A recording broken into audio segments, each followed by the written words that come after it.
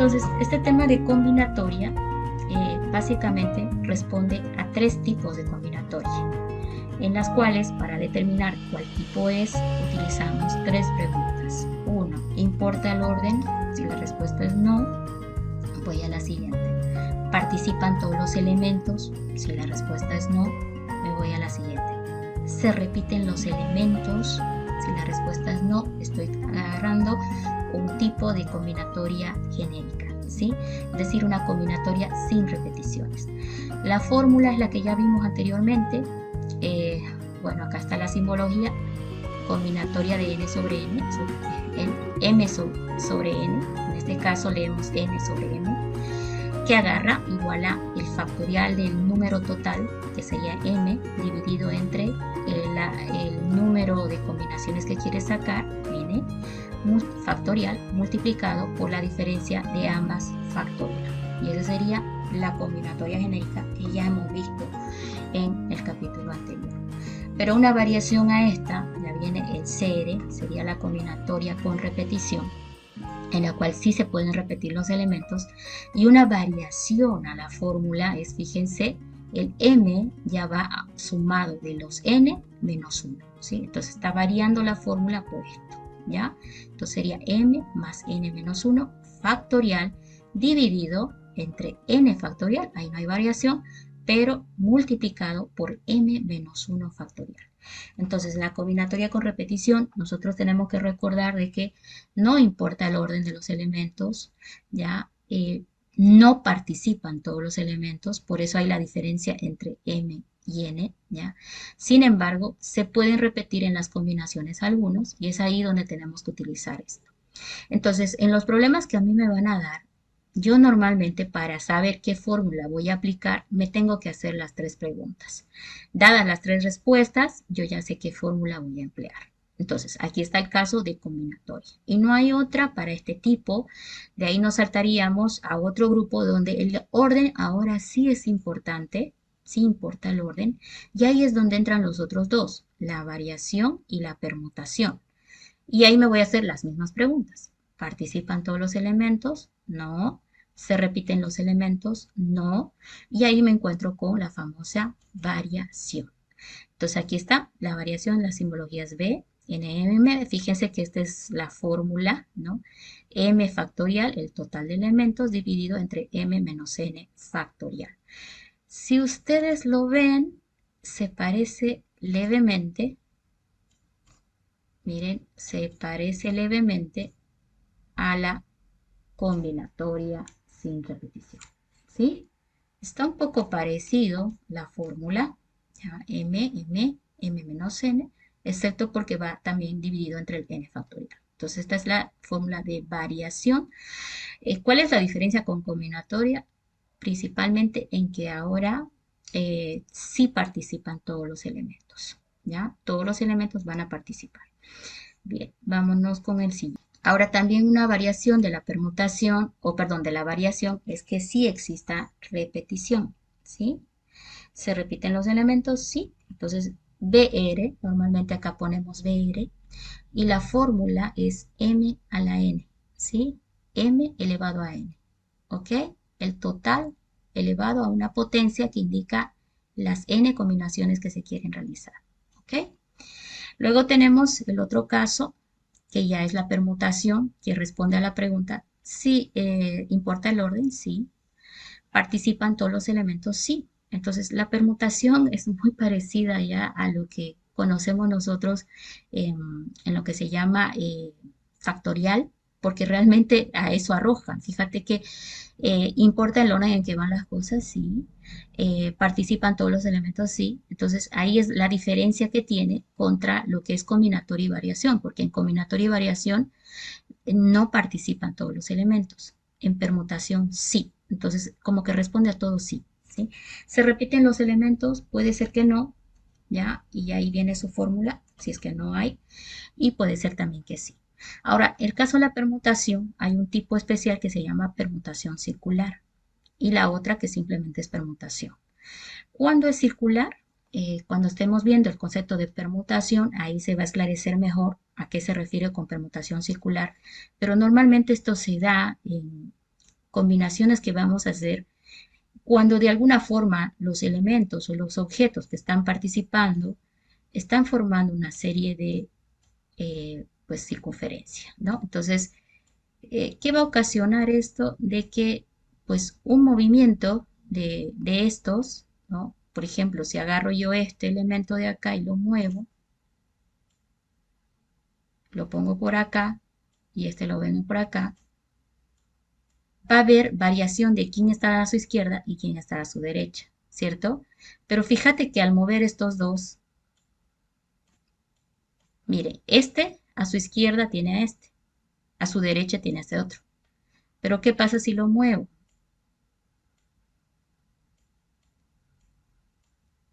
Este a su izquierda tiene a este también. Y este también lo sigue teniendo a este otro, pero al otro lado. O sea, como que se vuelcan de lados, ¿sí? Entonces, a eso se refiere permutación circular. Cuando los objetos tienen este sentido y estamos tratando de referir de que las permutaciones posibles que vamos a tomar en cuenta, toman en cuenta este tipo de situación, de que al mover justamente el de su lado contra otra posición en su lado, van a conservar la proximidad que tiene el uno del otro, ¿cierto? Que es muy diferente a cuando hacemos un análisis lineal. La otra se llama también permutación lineal, ¿sí? Que es cuando tienes, por ejemplo, objetos en este sentido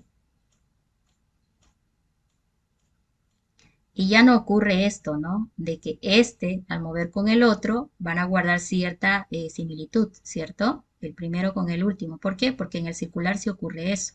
Si hay hay tanta proximidad entre el primero y el último que al mover ocurre esta situación. Pero en la lineal ya no es así. ¿Por qué? Porque al mover este se va a venir, por ejemplo, al final y este va a recorrer para adelante, ¿sí? Entonces no ocurre la misma situación. Entonces, de ahí que viene la fórmula de la permutación simple, que es la lineal, que es cuando los elementos tienen este sentido, y la permutación circular, que es cuando nos dan este sentido. Entonces, va a depender del problema que nos están planteando, ¿no? Para definir cuál de los dos tenemos que utilizar. La más común es la permutación lineal, sin embargo. Ok, ahora, pues eso sería en el caso de que si no se repiten los elementos. Ahora, si hay repetición, permutación con repetición, habrá que cambiar un poquito la fórmula de la permutación. Fíjate que era n factorial, acá va n factorial, pero también habrá que dividir entre cada uno de los elementos factorial, ¿sí? Porque acá se entiende que tiene, bueno, el n número de elementos es n, ahí está, n factorial, pero se quieren hacer permutaciones con repetición de A y de B, entonces ahí está factorial de A y factorial de B. Por eso viene la coma ahí que está separando, indicando que también son parte de la fórmula de la permutación con repetición. Entonces, de estas fórmulas, las más comunes siempre son, ¿no? Las genéricas, sería la de combinatoria sin repetición, la de variación sin repetición y la de permutación lineal. ¿Sí? Sin repetición. Esas son las más utilizadas. Pero ojo, hay que leer el enunciado del problema para saber cuál de las fórmulas debemos emplear, porque va a haber diferencia en los cálculos, ¿sí? No van a ser lo mismo. Entonces, el material que les voy a pasar, tienen que darle una buena revisada para que ustedes tengan claro cuando van a utilizar una u otra fórmula. ¿Listo? Bueno, para ello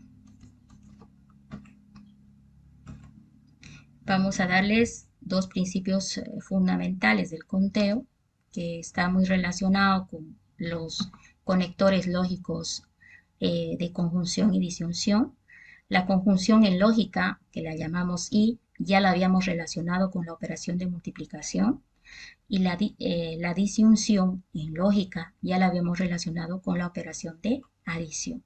Y ahora justamente también vamos a apoyarnos en esos conceptos, ¿ya? La multiplicación es I, sin embargo, este va a implicar que se realiza un suceso y luego se realiza otro suceso.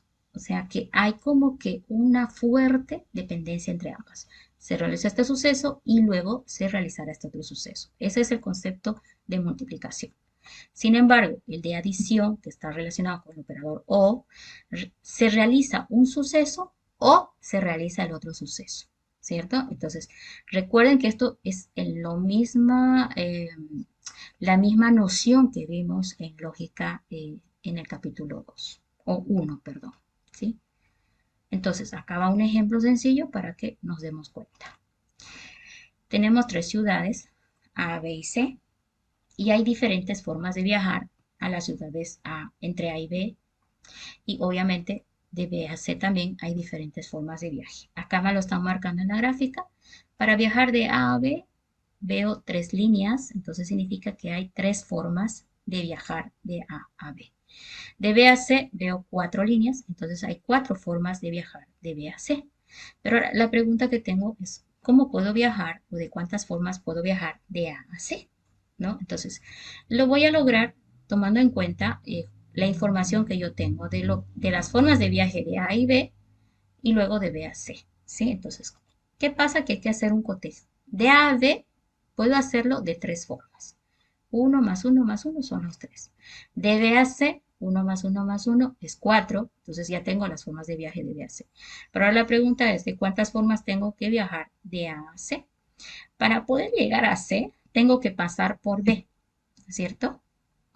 Entonces, tiene que ocurrir el suceso de que he llegado de A a B para llegar de B a C. Entonces ahí estoy hablando del principio I. Tengo que haber ido de A a B y luego puedo ir de B a C para que haya el viaje de A a C, básicamente.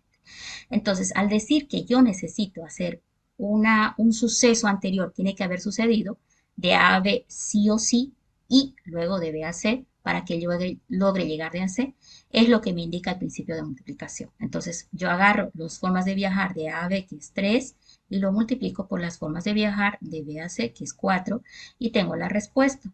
En este caso sería 12 formas de viajar de A a C. Entonces ahí está la importancia de, pues en este caso, los principios de conteo, ¿no? Que pues suma, porque puedo ir por acá o por acá o por acá. Entonces ahí va suma. Multiplicación, ¿por qué? Porque debo tomar las formas que hay de A y B multiplicado por las formas que hay de B a C. ¿Por qué? Porque es indispensable que llegue a B primero para poder llegar a C. Entonces ahí está el principio del conteo de multiplicación.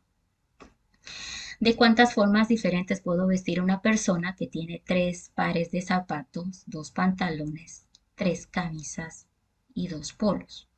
Nos vamos a ir primero a ver qué son las cosas que se tiene que vestir la persona. Tiene Z de zapato, P de pantalón y tiene 3 camisas y 2 polos, pero no se va a poner la camisa y el polo, aunque creo que sí podría, ¿no? Creo que he visto que lo ocupan la camisa y los polos al mismo tiempo. Pero bueno, aquí vamos a suponer que te pones la camisa o la polera, ¿sí? Entonces, en este caso, dices, yo me voy a vestir poniéndome zapato y pantalón y camisa o polo. Entonces, fíjense cómo el principio de conteo acá está bien claro. Tengo que ponerme zapato y pantalón, sí o sí, y luego o me pongo camisa o me pongo polo.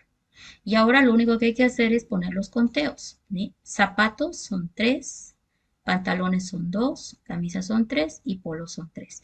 Ahora, el principio de multiplicación I es producto o es suma. Haciendo la operación 3 por 2, 6, multiplicado por 3 más 3, 6, ¿sí?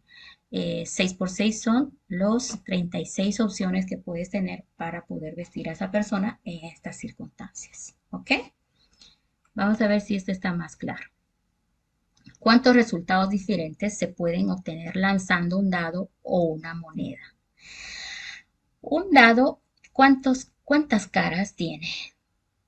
6, ¿verdad? Son 6 caras las que tiene un dado. O sea, que hay 6 posibilidades de caer que tiene un dado. La moneda, sin embargo, tiene cara o sol, o cruz sol, no sé, 12. De todas maneras, solamente tiene 2 posibilidades.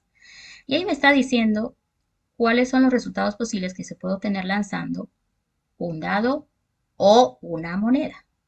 Entonces, ese O significa suma, ¿sí? Dado o moneda. Entonces, 6 para el dado, 2 para la moneda o dado, 8. Entonces, en este caso, mi respuesta sería 8 posibilidades por la forma en que me ha puesto el enunciado. 6 dados por el dado o la moneda, serían 8 posibilidades. Ahora, si tú lo ves desde este punto de vista, mira, por ejemplo, el dado puede tener 6 posibilidades y la moneda puede tener cara o sol, ¿sí? Son las dos posibilidades. Entonces ahí están 6 y 2, son las 8 posibilidades que puede tener de caer el dado o la moneda. Ahora me cambian el ejercicio. ¿Cuántos resultados diferentes se pueden obtener lanzando un dado y una moneda? Recuerden que el dado tiene 6 posibilidades y la moneda solamente 2. Entonces al decirme y, ahí va el principio de multiplicación, ¿no? 6 por 2, en este caso 12. Principio de conteo para multiplicación. ¿Por qué? Porque dice y, ¿no es cierto? Entonces en este caso serían 12 las posibilidades. Y más o menos aquí estamos viendo las combinaciones, ¿no? El 1 con cara, el 1, 2, 3, 4, 5, 6. Y con sol, el 1, 2, 3, 4, 5, 6. En total son las 12 posibilidades. ¿Ok? Con eso ya tenemos claro los principios de conteo también, que era el objetivo de esta pequeña introducción. Entonces, ¿qué tienen que hacer para el siguiente viernes? Repasar los conceptos de combinatoria, variación y permutación. ¿Sí? Entonces, esa tarjeta se la dejo. Por favor, lo revisan mañana en plataforma. La voy a organizar de tal manera de que sea sencillo para ustedes. Es recomendable que los ejercicios que está haciendo en el video, ustedes también lo hagan en su cuaderno de apuntes, ¿ya? Porque es más fácil recordar lo que escribieron que lo que otra persona escribió, ¿ya? No sé si alguien tiene alguna pregunta. Entonces, jóvenes, nos vemos la siguiente clase. Nos vemos el día viernes. Por favor, repasen el material que va a estar